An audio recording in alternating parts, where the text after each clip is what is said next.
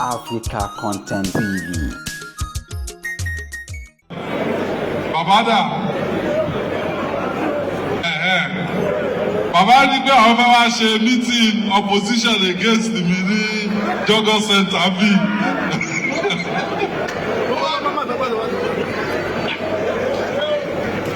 Baba ní ẹ fẹ́ wá ṣe meeting. Àwọn kan ti pé náà àwọn oníjẹ́ kí wọ́n ṣe meeting yẹn. Wọ́n ní pé àtẹ tó fẹ́ ṣe meeting o, àtẹ tí ò fẹ́ ṣe meeting o, èèyàn mi ni gbogbo yìí tẹ́ bá disagree, ọ̀dọ̀ mi náà ni ẹ̀ ń kó bọ̀. Tó wọ́n wá disagree, wọ́n á dàbí rúngbà yìí. Mo ṣẹ̀ wá bá wọn resolve ẹ̀. So, bàbá ni wọ́n dúró síbí, Fẹ́mi ló dúró síbí. Jẹ́rí